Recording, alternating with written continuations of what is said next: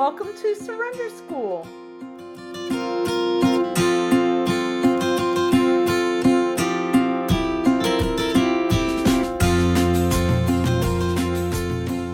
All right, thank you. Thank you, Cheryl. So hello, everyone. And I'm Michael Naylor, and the author of this very interesting book, The Alchemy of the Enneagram and Transforming Addiction. And I just want to say a little bit about what's in the introduction, which is something of my history, which I've been in recovery now for a little over 42 years.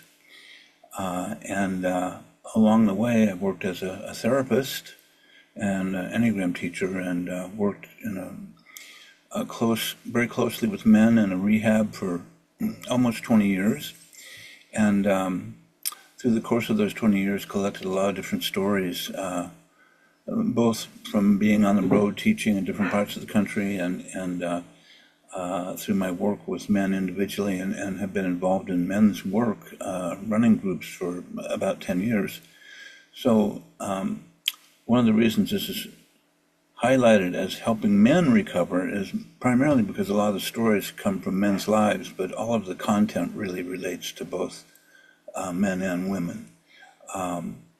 But I followed my editor's advice, and she said, name it this way, it'll keep things less confusing.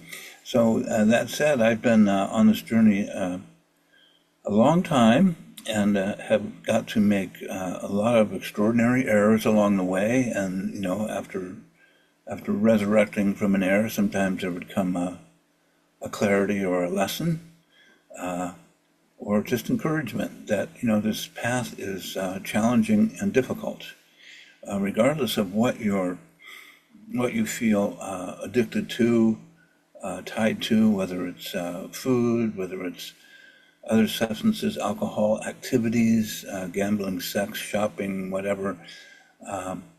The path of, in a sense, healing and recovering one's deeper self is not for the lighthearted. It's, as one of my mentors said, this is the hardest game in town, but also the best one to play. And I find that to be very true. So ultimately, the Enneagram and learning to understand your type at a deeper level lends itself first to developing compassion for how the conditioning you received as a little one has, which all the defense patterns that one has in recovery comes ultimately from that first moment in our childhood where we had to put up a defense to protect ourselves from suffering. So I don't call less healthy patterns defects. I call them defenses, because my experience is that all of my defenses really came from a place of not feeling protected, not having healthy people around me, and myself basically inventing some pattern to keep me less wounded. So the purpose of the Enneagram is ultimately to first land in a deep compassion for yourself, because one of the natural errors everyone makes is they see something they'd like to change, and then they go about trying to create a change project, and then in the process, though, first beating themselves up for whatever it is they feel is flawed in them. And my experience has been that to the extent I can stop condemning myself, no matter what, that this relaxes the pattern and makes it more conscious. So sometimes I have choices rather than reacting compulsively. A window of awareness opens up, and I have a chance to make a different choice. But it's based on ultimately realizing that all of my patterns, there's not one that I signed up for when I was 5 years old and said, when I become an adult, I hope I have that thing that type 4 suffer with envy. That sounds like a really fun trip to go on. That's better than any drug I could use. I can watch the envy movie every day and torture myself. So, all of these flaws or imperfections really came and developed beyond my conscious control. And then when I became adult and I got sober, it's like somebody went down in my basement and turned the light on, and I saw all this junk down there. It's like, oh my God, this is all the stuff that needs to be transformed, and this is what's been driving my addiction. And it was rather overwhelming in the beginning. It's the mercy of higher power to only show me one, pattern that needs to be changed at a time. If she had flooded the whole basement with light, I probably would just have killed myself at that point, saying, there's no point in going on. There's just too much to go through. So all that being said, it's just a reminder that ultimately, my first line of work is learning to have compassion for myself. And as I get more skillful at that and recognize how difficult it is to change a pattern, I will more naturally develop a compassion for all the other types. And as I begin to study the structure of each of the types, there will be another opening of compassion and understanding around, those things that drive us crazy in other people, are often and always being fueled by their own suffering and lack of awareness. So I can have that compassion for myself. We don't know better till we know better. And so that said, I want to start off with some of the slides and give you a little history of me. So let's see. And you may have seen a few of these already. That's okay. Repetition is not a bad thing in the beginning because a lot of these concepts are brand new and can feel very alien in the beginning. So I live in Maine with my family. Donna is my wife of 27 years, and I've got two grown kiddos and a grandson, and this is Donna. What do they say, age before beauty? Well, she's the beauty part, that's for sure.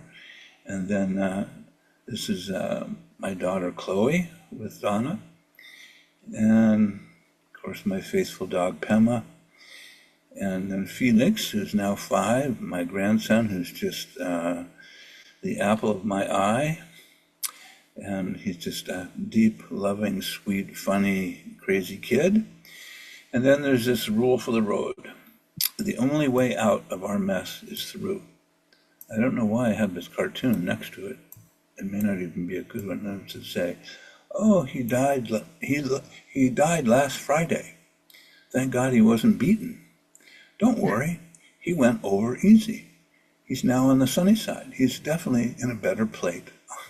Okay, had to throw in a little madness. So one of the things I want to suggest as a challenge to all of you is, if you find this book study to be useful, is to consider the idea of taking on a practice or two over the course of the month.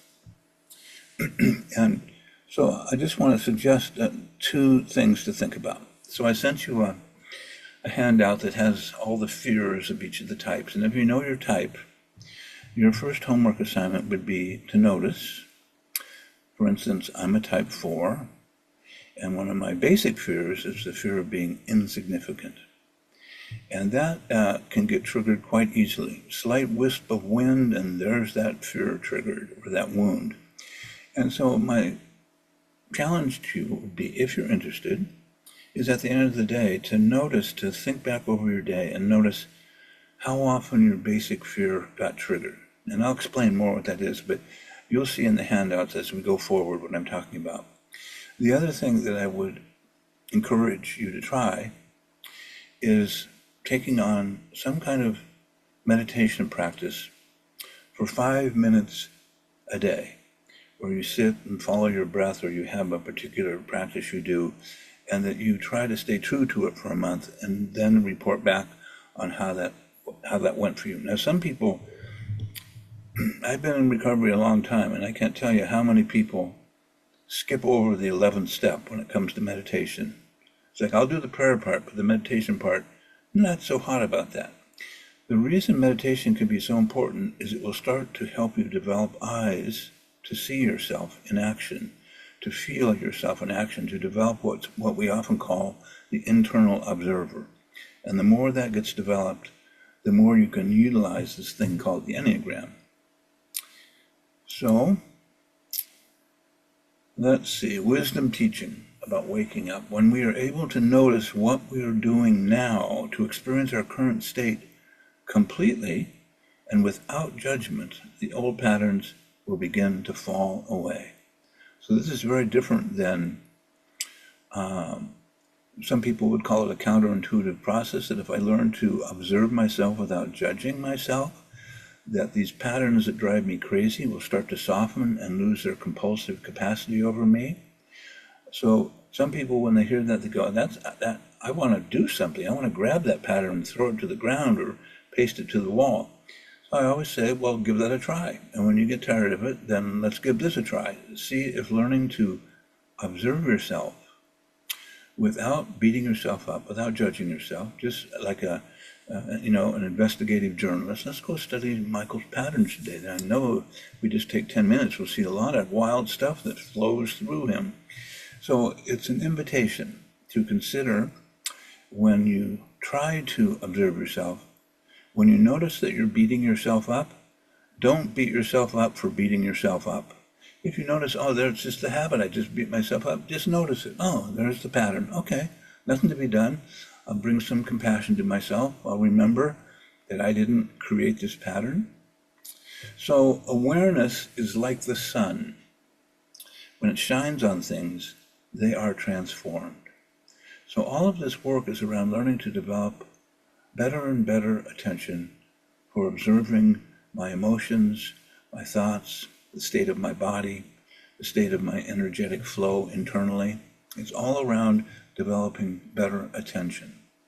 So in the first of the book, I have Gabor Mate, who wrote a book, something around the hungry ghost. It's a great book on addiction. He's worked with people for many years. He says, by meeting people where they are at and treating them like human beings and not trying to change them, actually opens up the possibility of transformation for them. So just as we're not trying to change ourselves, but learn to observe ourselves with compassion, this applies to the people in our life that we come in contact with, because the wish and hope is, and I'm sure some of you already, I know one of my type 4 friends out there was asking, how can I get my family members interested in this so they start changing?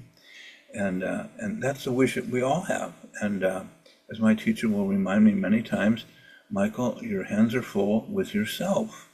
If you start to change, people will get curious. So it's attraction, not promotion. Same principle we have in recovery. I become a healthier, more joyful being, and people feel more comfortable being with me, and then they might even start asking questions. So it's a philosophy. You can't hate yourself happy. You cannot criticize yourself thin. You can't shame yourself worthy. Real change begins with self-love and self-care. And this theme will get repeated throughout the whole 9-10 months, however long we're going on, into infinity. So I want to talk about the 3 centers in each human being. We say we have a gut center and a center of intelligence, which is located right around below the belly. And it's one of 3 centers of intelligence, and the purpose around the whole body center is learning to abide in it, to relax into it, to heal it, to be comfortable in it, to begin to sense chi, or the energetic flow throughout the body. And we have the heart center, and the heart center is really what allows us to feel our own suffering, or the suffering of others, empathy, kindness, the wish to care and help others. And so one of the primary points of work, that we're all challenged to do, is to find out and do the work that allows our heart to soften and to come open. If you think of it like a flower, that the work of the heart is, how do I just peel off one defense after another so this heart becomes more powerful, more loving, more ability, more capacity to feel deeply the suffering of self and others. And then we have the head center, and the head center is the home of our monkey mind that likes to talk to us 24/7. But it's also a center where, if we learn to quiet the monkey mind and develop quiet mind, that we open up to intuitive mind, to the capacity to see and understand things without using many concepts.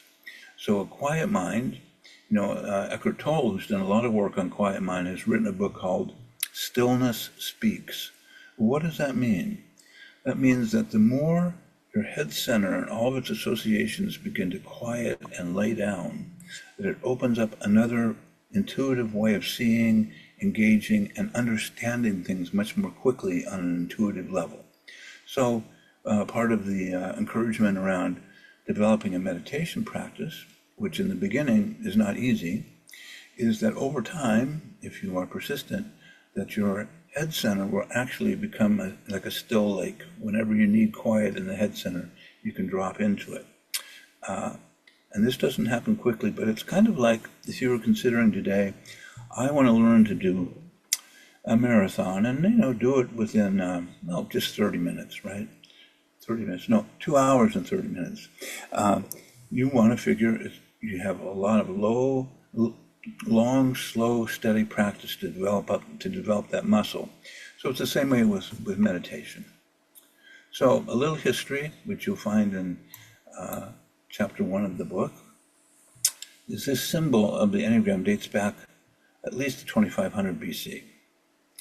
And its exact origin, who created it, we don't know. But we know this funny guy named Gurdjieff found it in a seminary in the high hills of Afghanistan. And Ennea means 9 and Gram means model. So it's a model of the 9 types. And at that time, Gurdjieff, as he was studying with this brotherhood that was called the Samaran Brotherhood, said to him that people understanding the use of the Enneagram and utilizing it to become more conscious is going to be extremely important for our world, because around the year 2020, many of the ego-based structures in our world will start to break down, and we need as many conscious people available to create a new and higher level of relating to each other, one another. So if you ever have a chance to listen to Russ Hudson's history talk, he talks a lot about that. And there's also a book called In Search of the Miraculous by Ouspensky, which goes into this conversation too. So this is George Gurdjieff, and type 8, father of the Enneagram, and he says, only a man who can be silent when it is necessary can be master of himself. So I'm working on it. What can I say? So when we talk about the Enneagram, we start with a circle. And the circle basically represents a number of different themes. The first one being that as the more conscious I become, more present in my heart and my head and my body, the more I feel the profound connection I have with everything. And the more I see and feel the impact of a world that is deeply connected, so many small particles connecting in a very highly intelligent way to create this universe, life on the planet, the amazing galaxies out there, the billions and millions of them, as Carl Sagan would say. But there's this sense, as I become more present in all 3 centers, that I begin to sense a felt sense of unity with other human beings. They are my brothers and they're my sisters.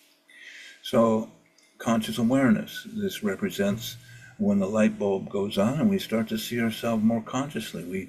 We hear the sadness in our voice or the anger in our voice, or we become more sensitive to feeling, the emotional vibrations of people around us, and can tell when our loved ones are sad or unhappy. We talk about presence, and I remember Don Riso talking about presence. Somebody said, "What's presence?" And he said, well, presence basically is the fundamental intelligence of God moving through me. That when I'm awake and present, I'm able to take in life more objectively, with a wider scope, with less, with more compassion, with more wisdom. So we're, in a sense, tapping into, this is what the Enneagram teaches, the more I heal my 3 centers, the more I become in a sense, a vehicle for higher intelligence to come through me, which I'm always grateful when that does happen because it's so much smarter than me. I just can't market it. That's the only problem. And then the third, the fourth one is just whatever you use for the word God, the divine. I sometimes use the holy wow, great spirit, whatever. But so this all reflects what happens for people when they heal their three centers. So then we got the three centers, and in this triangle, the points reflect the center of the center type in each center. So the body instinctive center is represented here by 0.9. The heart center, this is 0.3, and the thinking center is 0.6. And so ultimately, we're talking about the unity. We're trying to, in a sense, create a conversation between these three centers so that my body knows what's going on with my head, which knows what's going on with my heart. And there's a sense of intuitive awakeness in all three centers. More to be said on that. And then we have the hexad, which is the law of seven, which is this law that says either I'm moving in the direction of growth or I'm moving backwards. And I see this law reflected, for instance, in rehab, where men will get sober, men who've lost everything. In the course of 6 months, they start to get their family back, they start to get friends back, they get their job back, they get their kids back, and they're doing great, and they start to get really happy, and then one day they disappear. And part of the theory is that even as we grow, that there's always something inside of us that wants to go back to our default. And part of the reason we go to meetings or we go to our spiritual groups is to stay connected with that line of growth, because there's always something sort of, as my mentor said, when you're in a meeting or a workshop and you're practicing loving kindness and all of that good mindfulness stuff, your addiction's out in the parking lot doing push-ups or learning new jiu-jitsu moves or new psychic powers to wipe you out when you come out of the workshop. So be prepared. There's an equal and opposite force that we have to really respect if we're going to have long-term sobriety. So, Cheryl, as questions come in, if it looks like I could answer something that might clarify what I'm saying, don't hesitate to say, Michael, slow down, here's a question. Will do. So far, not. Okay. So, what's interesting about the AA and other 12-step programs is the circle and the triangle represents a symbol that's been used for many years in recovery and comes directly from this Enneagram.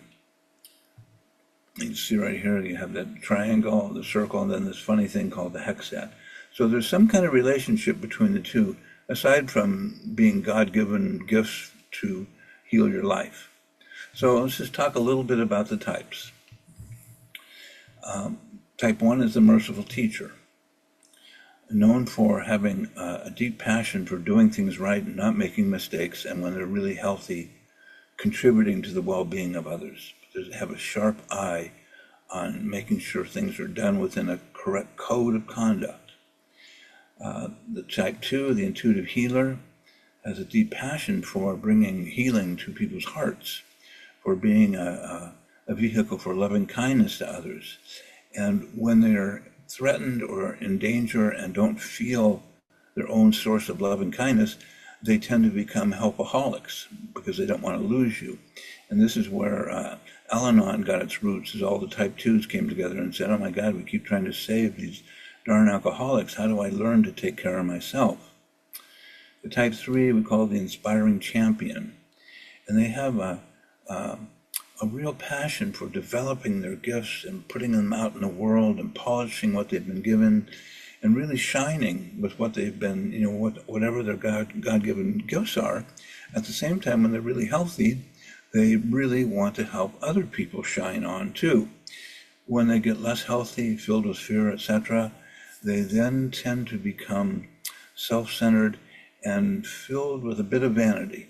And it's a compensation for feeling like I don't feel loved right now, so I've got to show myself off to you. And then the type 4 is the creative alchemist. And when they're at their best, their capacity to see create and embrace beauty and depth and the ability to, in a sense, lean into and touch the intimate soul of a human being and themselves and others is one of their gifts. When their heart is shut down, when they feel unloved, they can become very temperamental, needing a lot of attention, feeling like they're not getting what they deserve.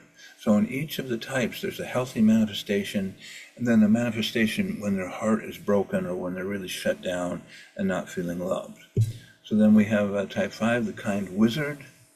And, type 5s are known for having this tremendous curiosity to understand how do things work.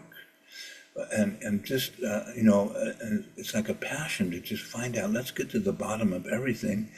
And when they're really healthy, they inspire other people to seek wisdom, to trust their curiosity. But when they're in a tough place, when they're shut down, their heart's feeling broken, they can become quite aggressive with their knowledge and remind you that you may be one of the stupidest people on planet Earth, so have a nice day. So when they're in a good place, they elevate your wisdom, and when they're in a tough place, they get aggressive. All the types do this, and based on their own particular patterns. So the type 6 we call the courageous pathfinder. When they're healthy, they're incredible team players, know how to inspire a kind of brotherhood, sisterhood in any kind of activity, very community oriented, and when they're healthy, there's a sense that everyone is welcome here. Everyone belongs, will find a place for you.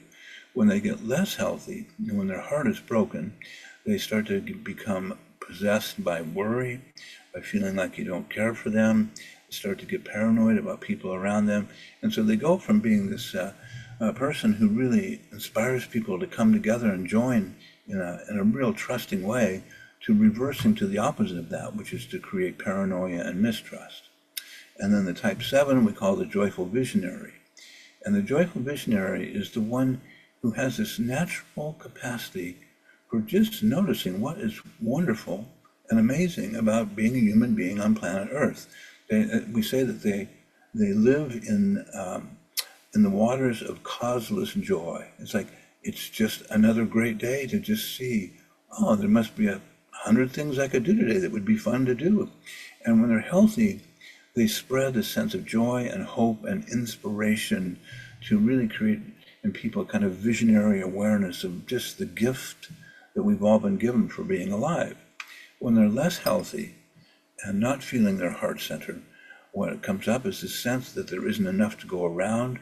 They start to get gluttonous, they start to hold on to what they have, and it's all a reaction, a fear reaction to not feeling loved and cared for. The type 8, the lion-hearted protector, when they're healthy, they have this amazing, robust, alive energy that they love to express in their activities and with people they care about. This kind of, a healthy 8 has this way of kind of waking you up.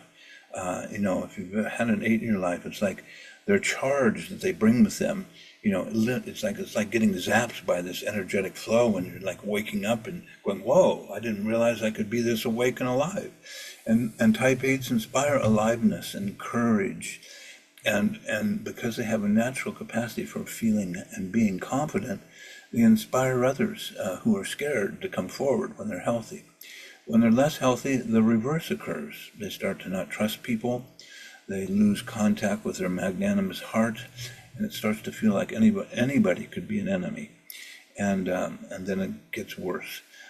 True for all the types. And then the type 9, the gentle mystic, is sometimes called the peacemaker, is one who has this capacity to really accept just around, it's like they have a quality of unconditional love and kindness that they exude towards people, and they have a gentleness about them and a real wish to help you relax and just to simply be who you are without any facades or fronts.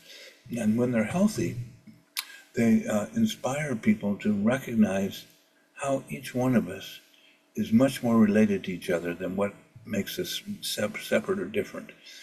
Really a force of profound and loving kindness. Nines and 2s are, I think, hold those positions quite strongly. So, we got any questions yet, Cheryl? We're just buzzing along here. I do have one question, and it is it normal for people to wish they were a different type? And is there anything that that tells you about yourself? Well, yes. Well, usually what it means is it looks like another type has an easier life or a more joyful life. And there have been two types that have been sort of the most coveted. The type 4, like that's one that people want to be. And if you're a type 4, you go, I don't think you really want to be a farmer. It's hard. It's hard. There's hard work in here. It may look like we've got this artistic, dramatic, romantic way of being, but like all the types, we have our own form of suffering. So, I figure in my next lifetime I might try out the type 7. I definitely avoid the type 6. But if you get on the inside of each of the types, you realize that they're all carrying their own particular cross of suffering, and it's just how it is. And then that whole wish to be another type starts to soften.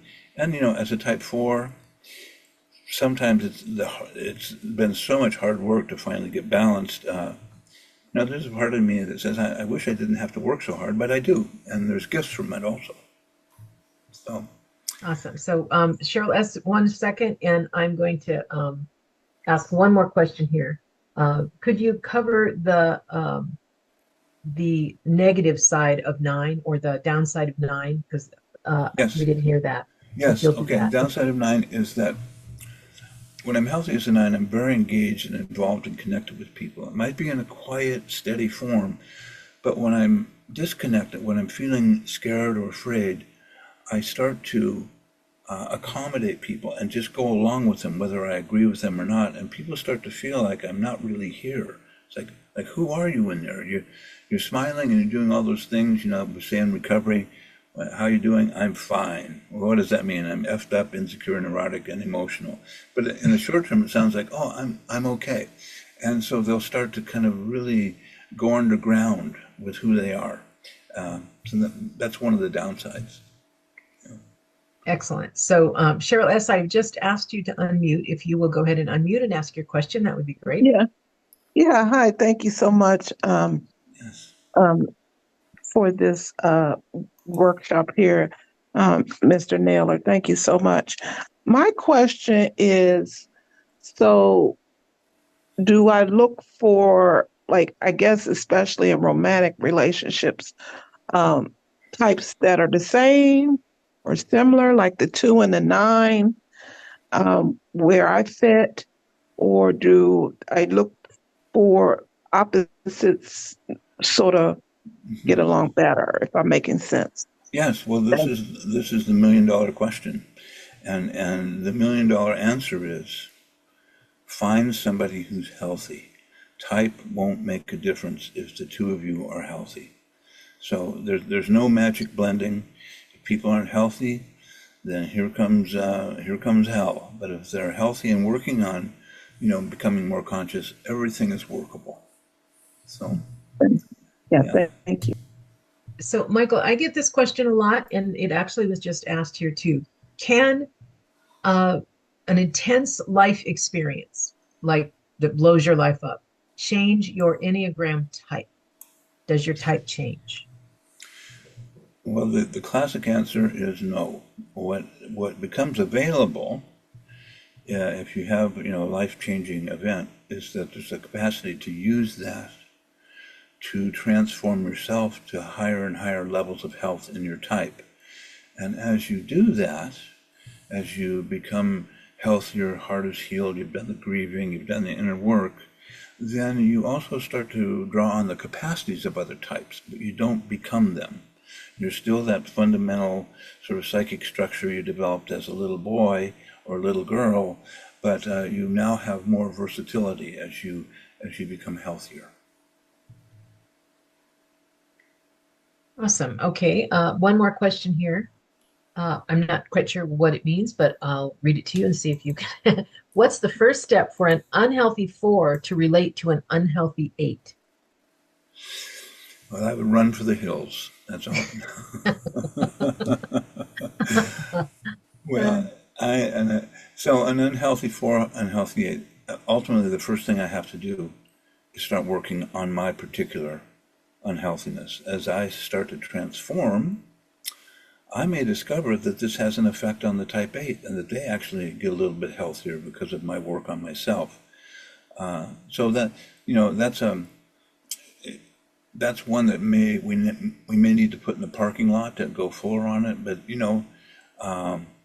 there's no simple way out except to say if you start to heal your own heart and your own patterns and become healthier, that is what inspires people on a deeper unconscious level and inspires them to change themselves. So that's got to go back to yourself.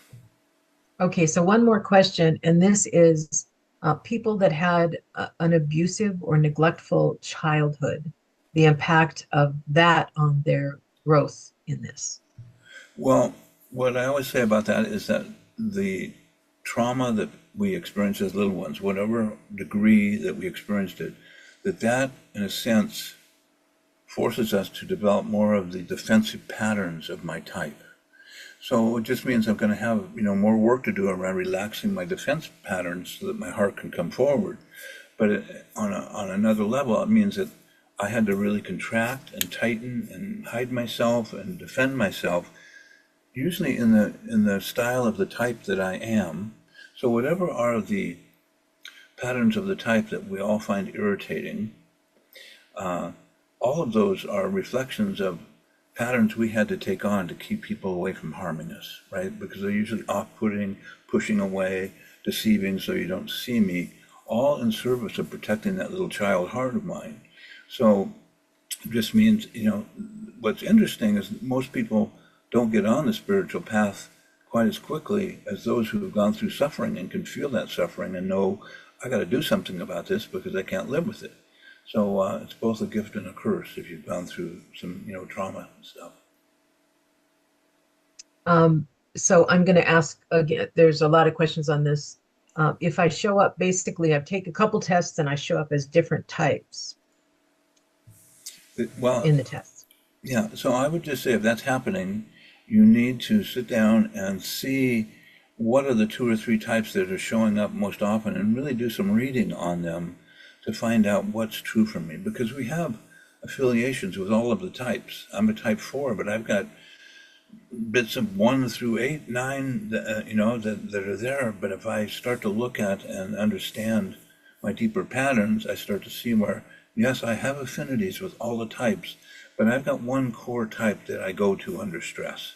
So you just have to do more reading and educating and working maybe even with an Enneagram coach like myself or a therapist or a friend or a group. I'd suggest taking some Enneagram workshops to hear all the different types, and you start to have a sense of, oh, I'm just like that person over there. Wow, oh, this makes sense. Maybe that's why, I'm a type 4. I have an affinity there.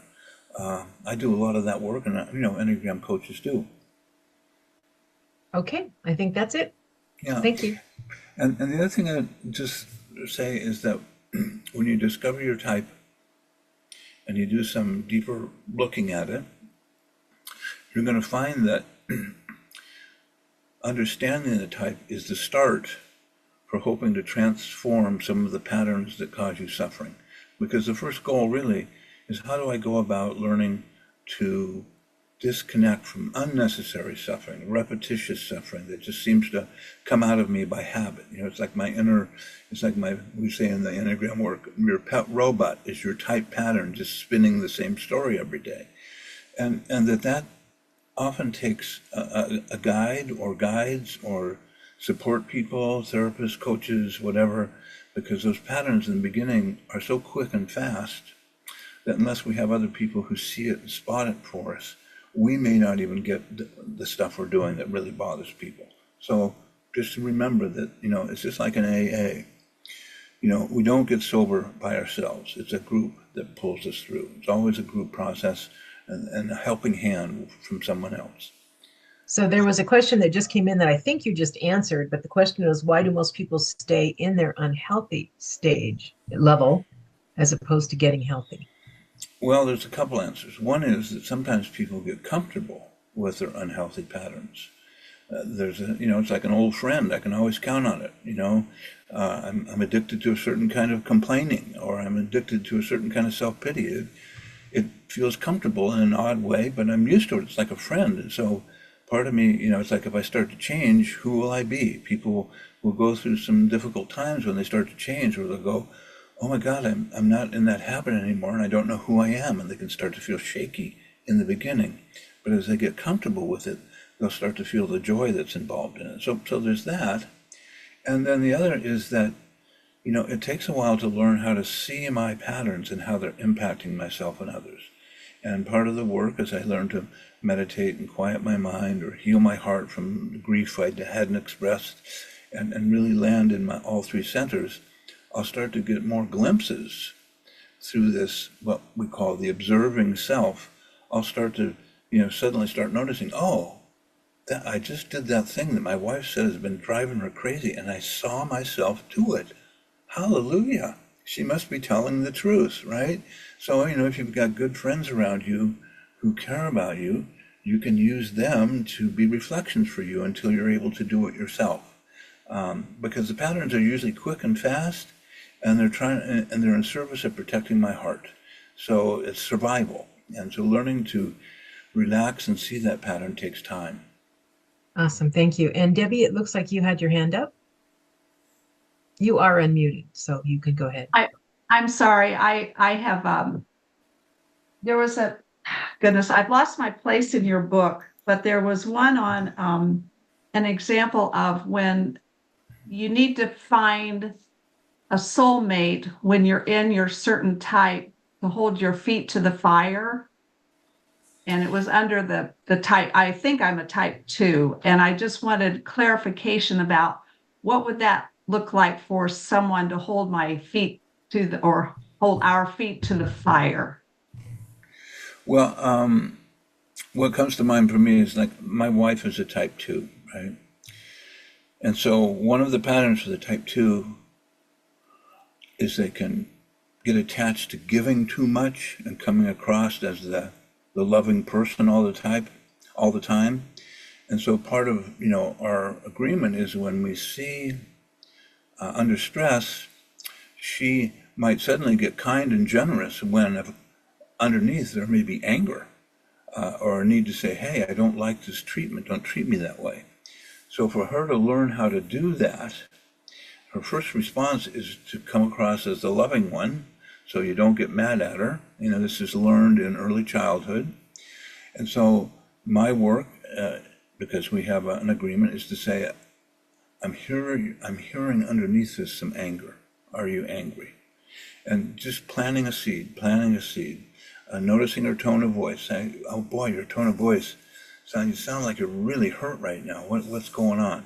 So all of it, putting her feet to the fire is a little aggressive, but it's really more around becoming a more accurate mirror for her. As the same with myself, as my teacher was one of my mentors, is my greatest mirror, and he'll suddenly say, Michael, can you hear the angels playing those harp sounds of self-pity? Can you hear that right now? I go, oh God, yes, I can hear it. Thank you for pointing that out. But just that's what I mean by it. Thank you. Okay, well, let's go forward. Okay, that's it. Yep, time to move forward. Thank you. Let's go forward, and we'll be able to come around and get. Let's see, where is my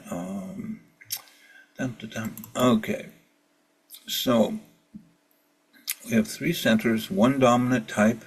So let's just say we're taking a look at this, and I notice for myself, I'm a type 4, and type 4s tend to have a leaning towards the 3 or the 5. And for myself, I identify as a type 4 with a 5 wing. But I'm a type 4, and I've got some of the qualities of the type 5. So that's why sometimes there can be confusion between 2 types. Excuse me. I'm a 9, but I realize, gee, I have lots of 1. Or maybe I'm a 1, I don't know. It's a 9 or a 1. And so then it's usually a reflection of the fact that you either are a 9 or a 1, and one of those is your wing. So you just have to do some research around how to, discern, okay, what's my dominant? What tends to be the thing that I most often call on or respond to life with? But, so that's one of the things that comes up. And I saw a question, and my wife is a type 2, and I'm a type 4. And so what's personality? So what is personality? We talk a lot about this idea of personality next to or underneath their essence in our true self. So part of the study of each of the Enneagram types is to begin to notice, oh, I have a certain kind of way of thinking that's habitual, that how I think about life, how I perceive life. And as I understand my type, I realize, oh, it's connected with my type. Type 4s have a certain way they think and dream and fantasize, very different than a type 1. Emotional reactions. In this case, let's see, each type has a different capacity for being in contact with emotions, for expressing them, for denying them, for shutting them down. So I've got habits of thought, habits of emotion, and I have habitual ways that I hold my body. That's why you have things like the grief work and yoga to start to transform how I rest inside my body. Many times as I become more structurally aligned with my body and in my body, I start to notice I have access to feelings that I didn't have access to before. It's the same way with the grief work, which is slightly different, but also run along that line. And people say, I don't want to be put in a box, which is a legitimate thing to say because people love to use this to put people in boxes. Happens all the time. But part of my work can be to realize that I'm actually inhabiting a box of my type. And even though my pesky friends are trying to put me in different boxes, my job is to notice, what is the box I'm in? What is that personality package that runs me when I'm under stress, when I feel afraid, when I feel hurt? It's as reliable as the sun coming up. If I get triggered by something, there's my type coming through. So we say, find the box you're in. Our personality habits keep us in a familiar box of feelings, thoughts, and movements, which feels like me. And when people start doing this work, and that question of what stops people from changing? Well, they start to venture into a new experience of themselves if they start to relax their attachment to their patterns. And there are periods where people will say, I don't know who I am. I don't even know how to anchor that sense anymore. And that's when I say, keep going, keep growing, keep paying attention. A new sense of self will congeal on a deeper level. Not to worry. When people start relaxing their addiction to their patterns, it's not uncommon for them to feel like, I'm lost and I don't know who I am. The Zen teacher would say, that's great. You're teachable. Keep on going. And something, on a deeper level will arise. Your real self will reveal itself. So it's a machine. Doesn't need our awareness. Repeats patterns over and over again without any thought. And it's often independent of our wishes. So let's just say a little bit about that. So when I first started spotting patterns, of course I said, I don't want to do that anymore. I don't like that pattern. What's the pattern? Well, jealousy. I just get so jealous. And so my mentor would say, is there any way you can bring kindness to yourself when you're in a state of jealousy? And I said, I don't even understand what that means. I'm feeling jealous. I just want to take out the other guy or make them feel horrible, and I want to get rid of the feeling. He said, I invite you to allow yourself to feel the feeling without attaching a story to it. Just notice how it rests in your body. Notice what it does to you. When I feel jealousy, I feel a sense of a piercing sorrow in my heart. He says, well, okay, that's great. Stick with that. If you stick with that sorrow, something of a deeper nature will come up and support you, probably in a state of peace, quiescence, or a sense of understanding that there's maybe some work you need to do on yourself so that you're not comparing yourself to people around you. So it's only to say that these patterns don't really care how much we know about them. If we don't do something in terms of our own healing, they just keep running, right? So one of the things I talk a lot about in the book is this idea. There's a tendency for people to take on too large of goals. Like, okay, I've read my type. Now I want to be through these patterns in the next month. My teacher would say, okay, Talk to me in a month. Let me know how you've done. Month goes back, and I'm going, I'm still drowning in my patterns. He says, you've got to start with one small thing, one small goal, and work with that a little bit at a time. And as you do that, you'll notice the other parts of your personality package start to change too. But start with small, doable things. That was a huge lesson for me. So the path isn't a straight line, it's a spiral. You continually come back to things you thought you understood and see deeper truths. So I'm going to hold off on this and go to another slide. And I want to take a look at the handouts. I use a term called the primal catastrophe. And what the term means is that as little ones, because we live on planet Earth, and most of us didn't have parents who were conscious, we had to develop a kind of shell around our natural innocence and awakeness and openness.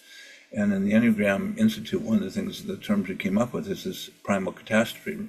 Both Don and Russ talked about this, is that each of us has to create a kind of screen around this very sensitive, a better image might be when you think of, you've got a little baby in your arms, and you know how open they are and how receptive they are, and they hear every sound and they feel every sensation.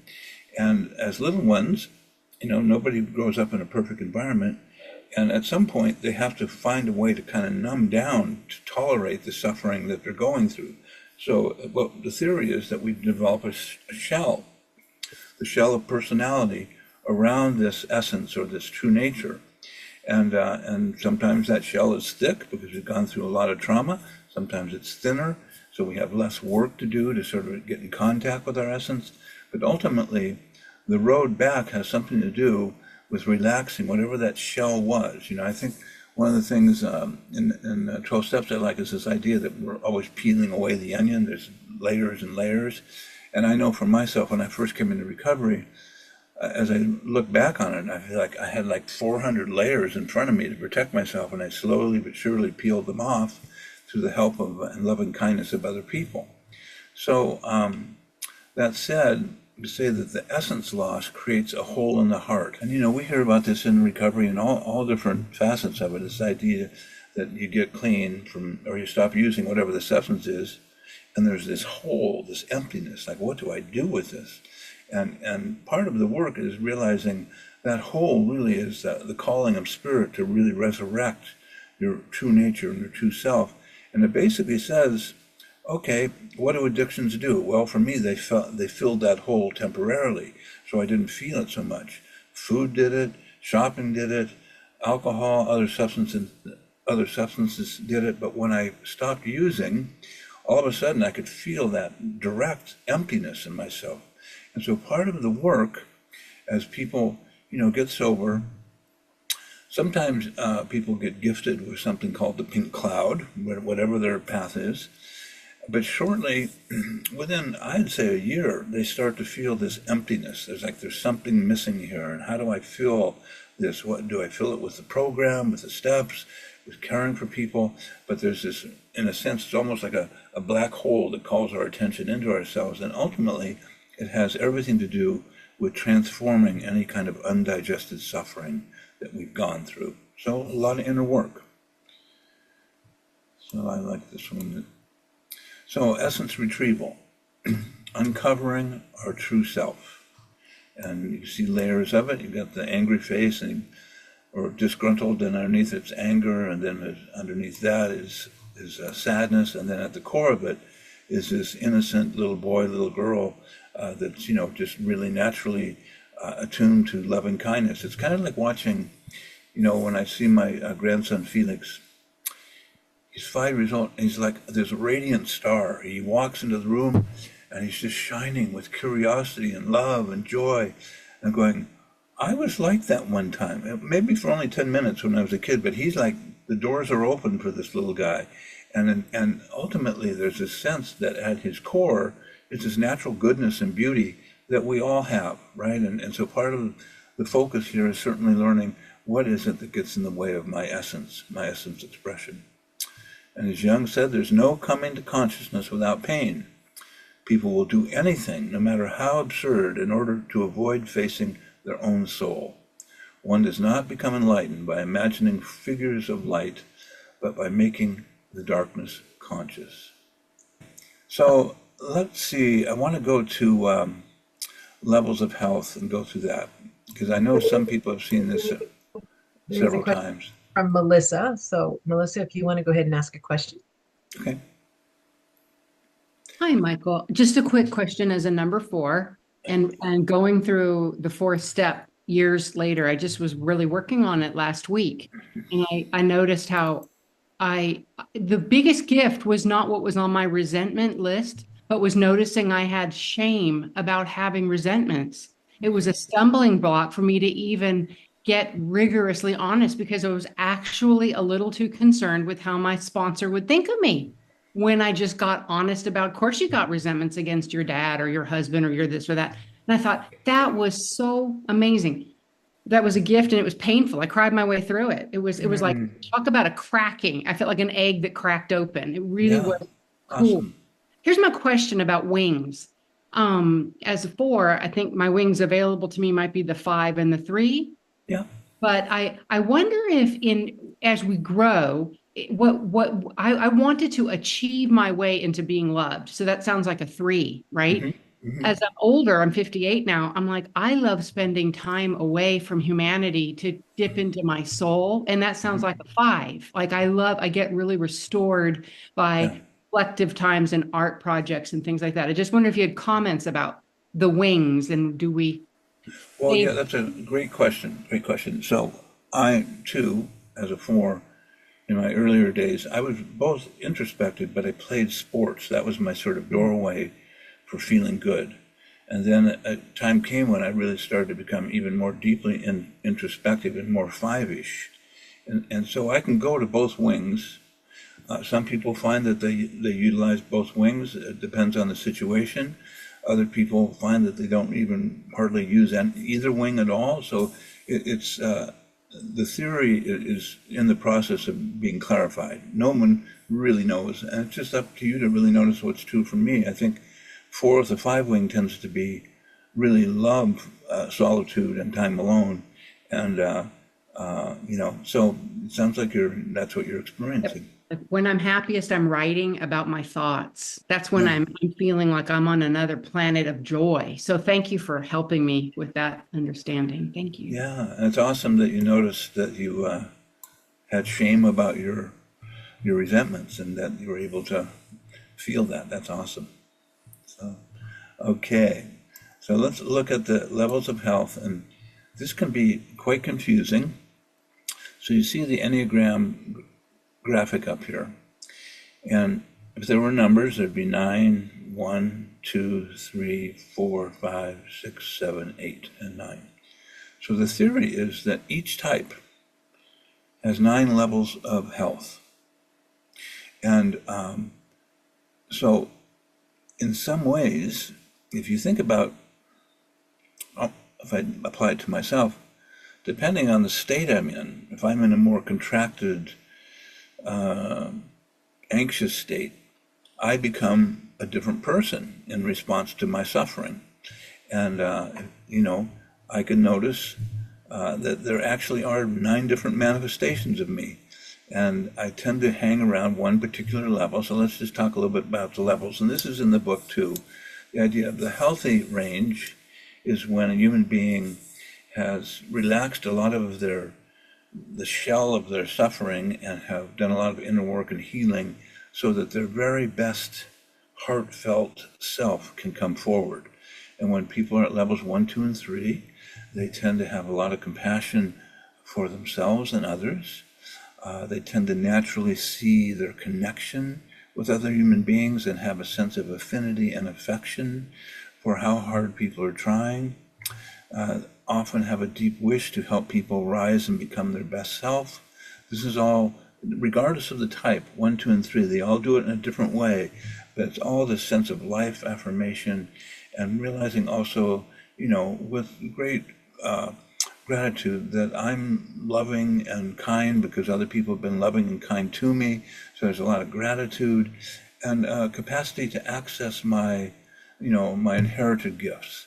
Now, as I'm more caught up in my suffering, levels 4, 5, and 6, we say that level 4 is a nice day without presence. I'm just sort of on automatic pilot. I'm not causing myself a lot of trouble, but I have my sort of social mask that gets me around, but my authentic being is not coming through. So at level 4, I'm developing or manifesting protections around my own heart because I don't feel safe. At level 5, this is where we say that people lose the ability to observe themselves, and they tend to become manipulative to try to get their needs met. At level 5, it's clearer to me that if you would just change, I would have a better life, right? So there's this sense of, now it's not my responsibility, it's yours, and boy, you have a lot of work you need to do. At level 6, call this a level of aggression. And at level 6, again, my heart, my sense of feeling loved and cared for is quite distant. It's almost like I have a layer of cement over my heart, and what comes out from me usually is some form of aggression that basically says, not only, I'm not going to try to get you to become a better person. I'm going to make you do this. I'm going to make you do my will so that I feel better. So there's more and more sense of being possessed by my own fear, my own needs, and really, we say as people go down the levels, it's more me, and they lose that capacity to feel and embrace the love of other people around them. So at level 6, we call it the level of aggression, and it can be passive-aggressive aggression. Type 9s are quite good at that. Type 4s, I've been known, another lifetime, of course. And then as we get more troubled and we've had more trauma, a person will be down at level 7, 8, and 9. And so what does that mean? Well, level 7, the deep core feeling is there's nothing anybody can do to help me. I've got to get it for myself. So I become impulsive about my needs. I get addicted to whatever it is that's making me feel a little bit better. And people come into recovery usually around level 6 and 7. And so when people drop below level 5, their ability to objectively see how they're coming off to other people disappears. Their ability to observe themselves, to notice, oh, I said something that hurt somebody. It's like it all gets reconfigured around the idea that I'm okay and you're a pain in the neck. And it's all unconscious. I don't sit back and say, gee, I'm going to just blame you for the heck of it.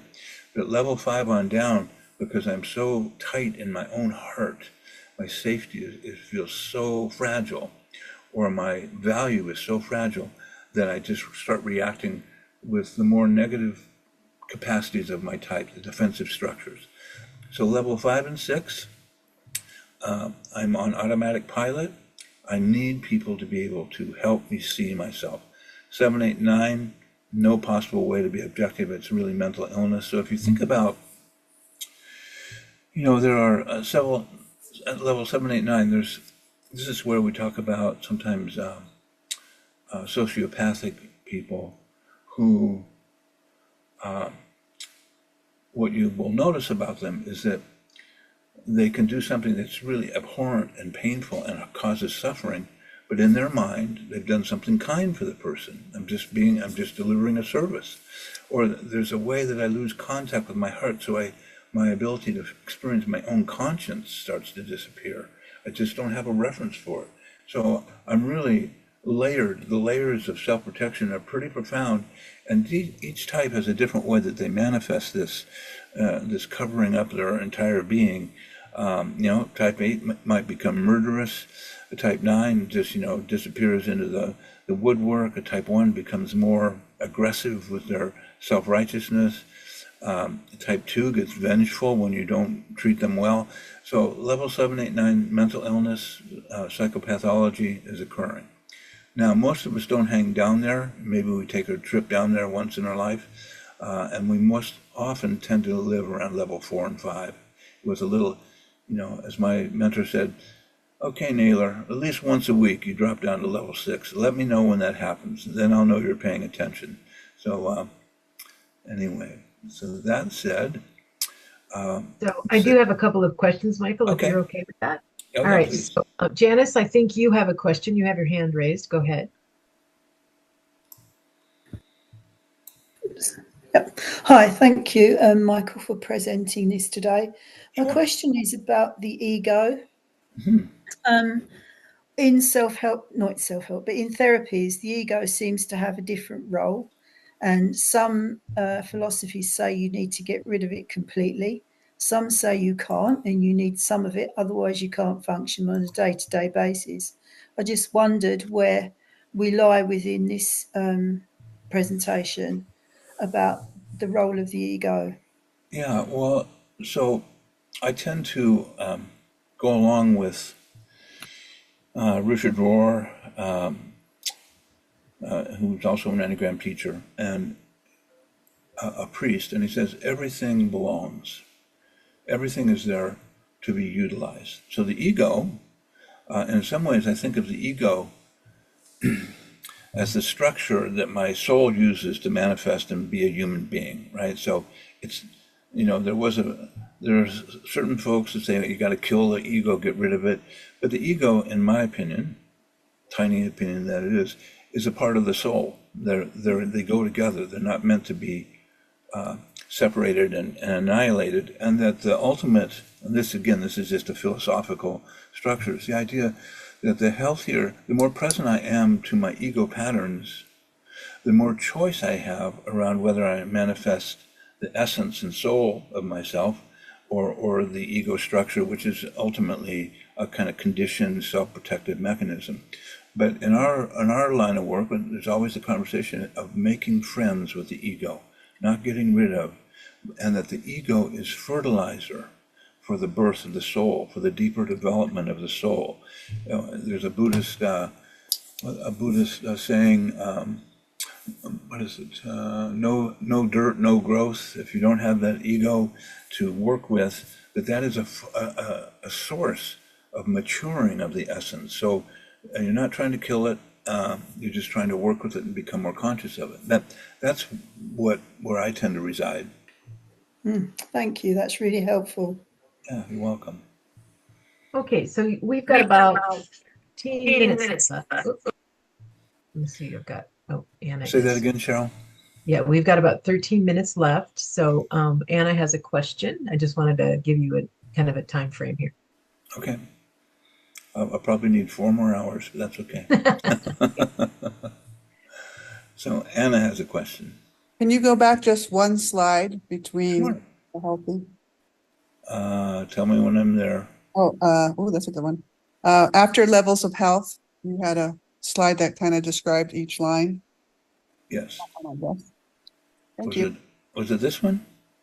Let's see. High functioning, normal, and deeply dysfunctional. Okay, it went by fast, so I wasn't sure if that was the one. Okay, yep, that was the one. Thank you. Yeah, definitely. So now we probably have 12 minutes. Okay, so this is one that I find interesting. We look at the levels of development and we figure, okay, there's possibly 9 different selves in me. The cartoon, all my personalities waiting patiently for me to decide who will be running the show today.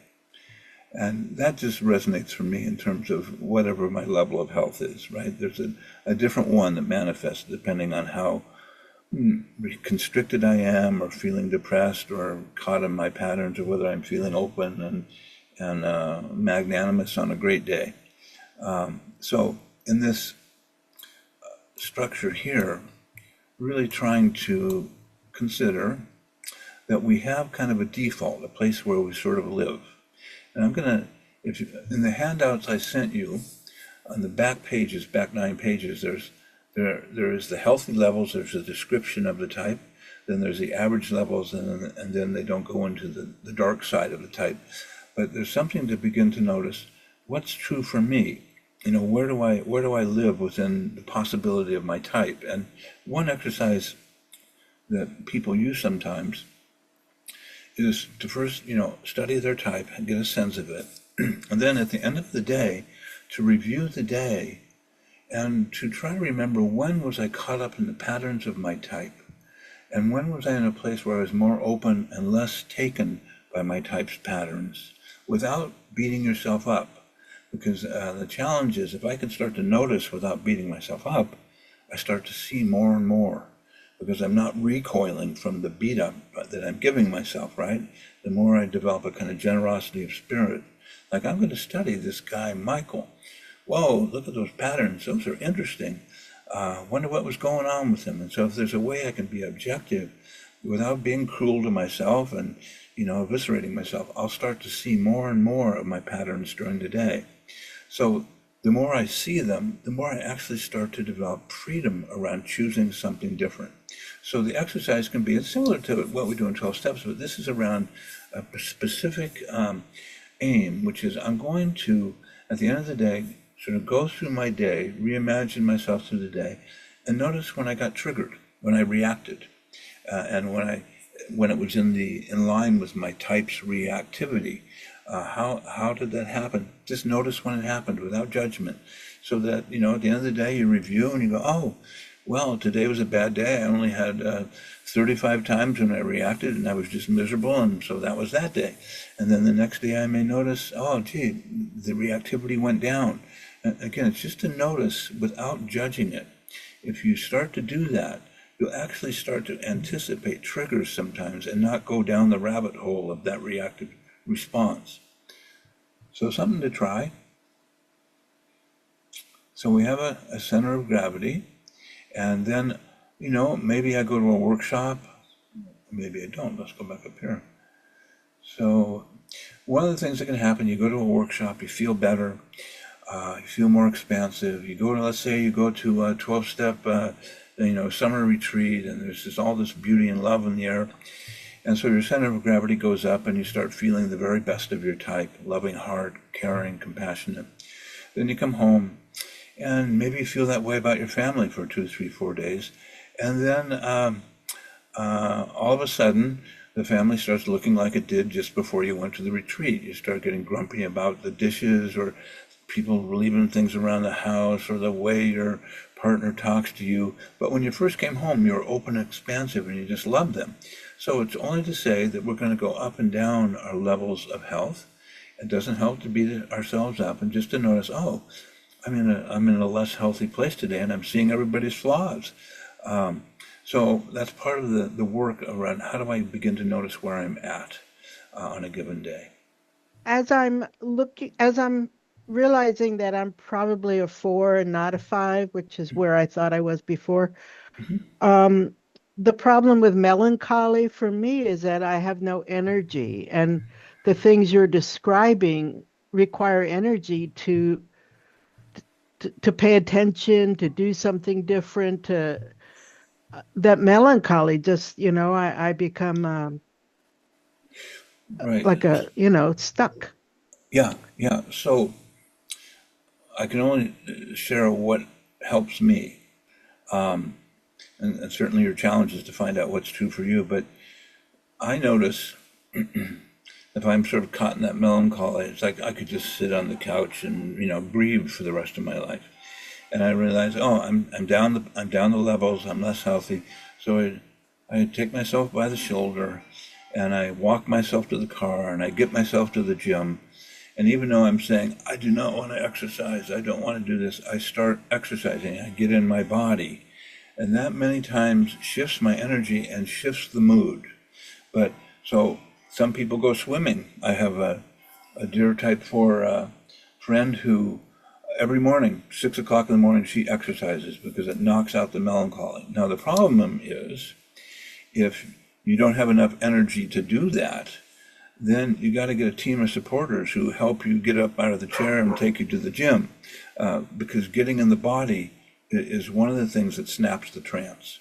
So how does that land?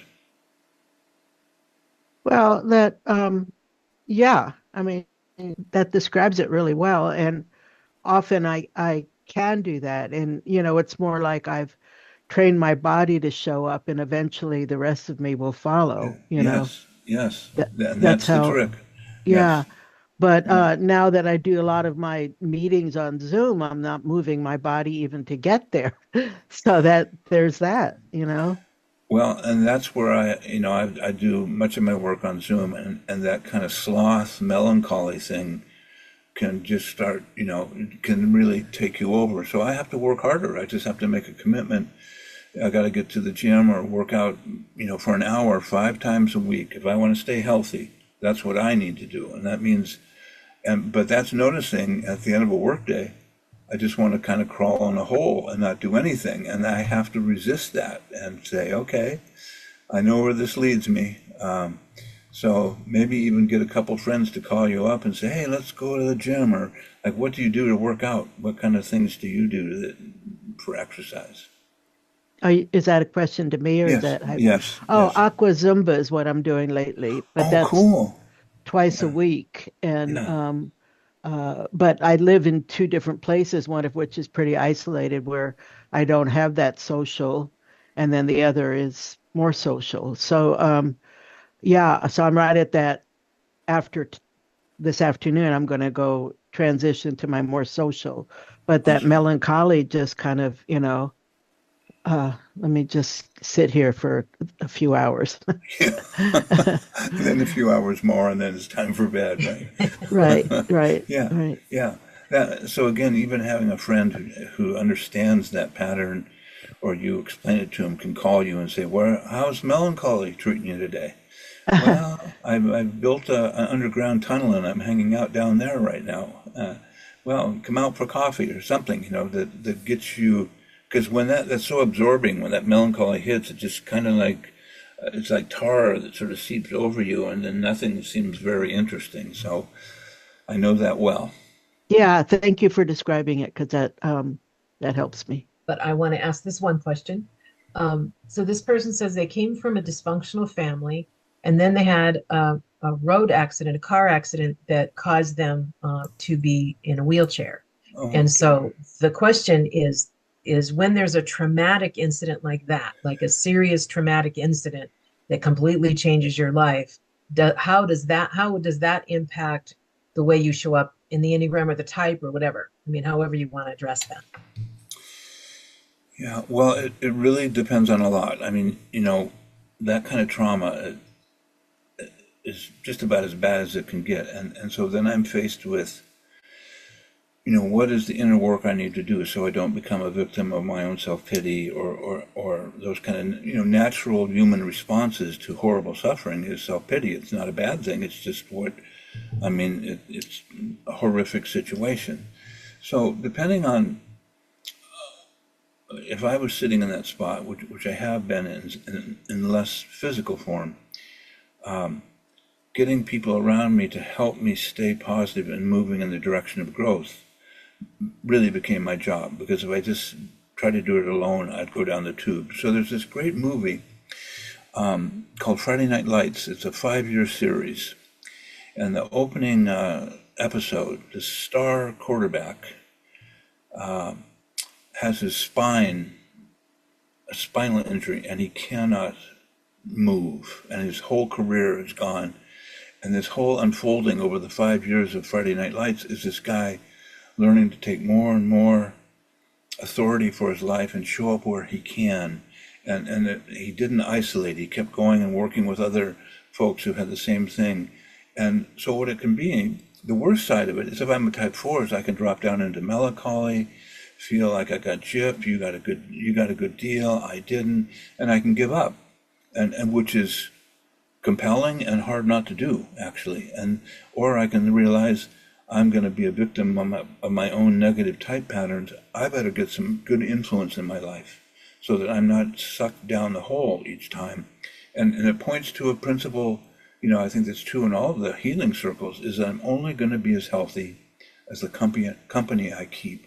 So that means I've really got to reach out and get healthier company than myself to lift me up. And that way it can, there was a guy, I forget the guy who played the role of Superman, who fell off a horse, who was crippled, and his evolution of his soul got bigger and bigger and bigger every year. I mean, he couldn't move, but his soul, it's just practically bursting out of his chest.